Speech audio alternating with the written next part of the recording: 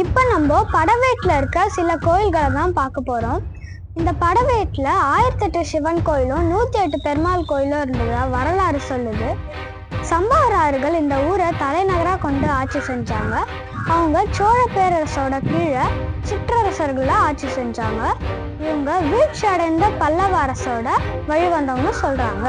சம்பவராய மன்னர்கள்ல ராஜகம்பீர, வெற்று மண்கொண்டார், ராஜநாராயணர், 2ஆம் ராஜநாராயணர் இவங்கெல்லாம் குறிப்பிடத்தக்கவங்க.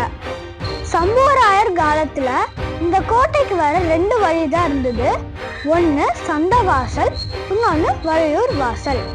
இப்போ நம்ம லக்ஷ்மி நரசிம்மர் கோயிலுக்கு தான் போக போகிறோம். அது ஒரு சின்ன குன்று மேலே இருக்கு. நம்ம கார்லேயே போகலாம்.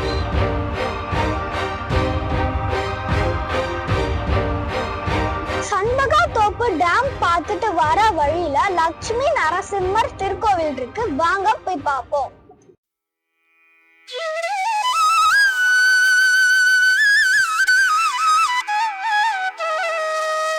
ஒரு குட்டி மலை மேல ஏறுறோம்.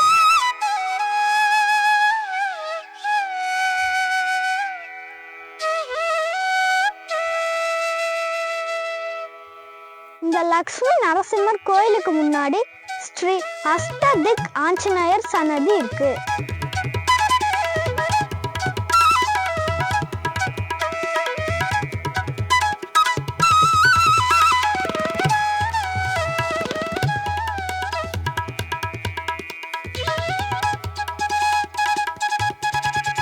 இப்போ நம்ம ஸ்ரீ லக்ஷ்மி நரசிம்மர் கோயில்ல இருக்கோம்.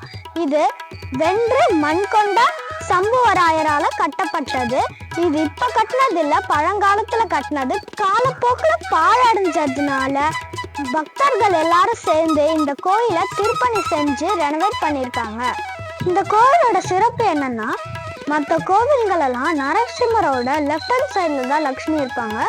இந்த கோயில்ல ரைட் ஹேண்ட் சைட்ல இருப்பாங்க. இந்த கோவிலை டிவிஎஸ் குரூப் தான் மெயின்டைன் பண்றாங்க.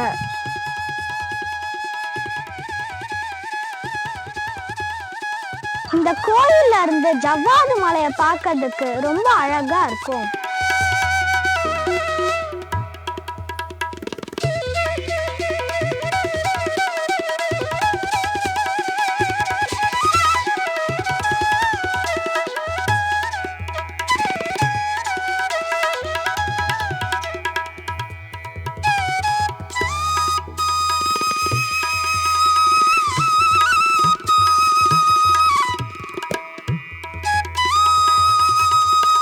நம்ம கோட்டை ராமர் கோயிலுக்கு போறோம். அதுக்கு முன்னாடி போற வழியில இருக்க யோக ராமச்சந்திரர் கோயிலுக்கு போயிட்டு போவோம்.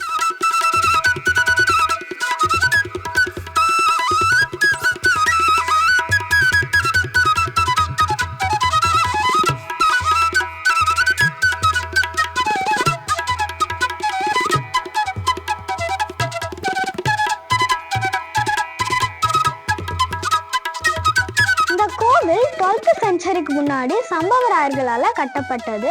அதுக்கப்புறம் விஜயநகர பேரரசு இதை மெயின்டைன் பண்ணாங்க. இப்போ டிவிஎஸ் இதை மெயின்டைன் பண்ணிட்டு இருக்காங்க.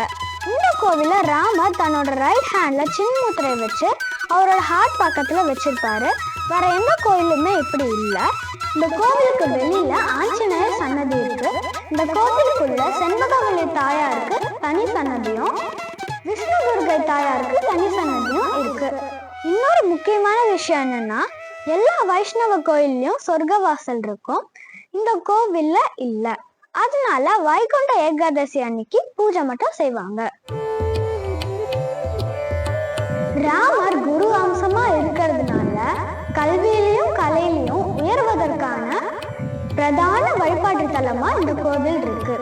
இந்த கோவில்ல நெய்தீபம் ஏற்றி வச்சா ஆர்ட்ஸ்லயும் எஜுகேஷன்லயும் டெவலப் ஆகலாம், ஞாபக மறதி நீங்கும், ஞானம் கிடைக்கும்னு சொல்றாங்க.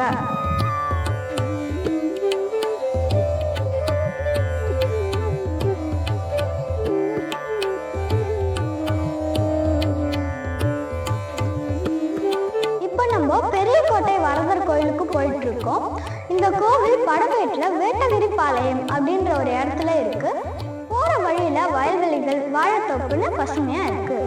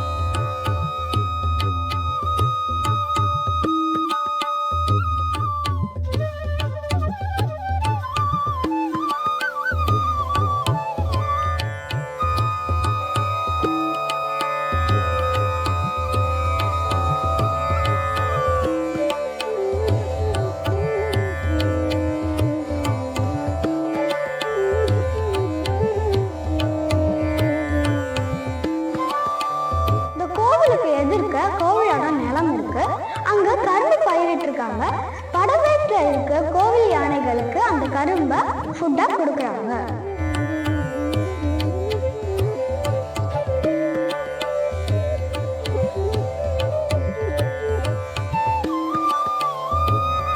இப்ப நம்ம பார்த்த 3 கோவிலுமே கிளீன் அண்ட் நீட்டா தான் இருந்தது.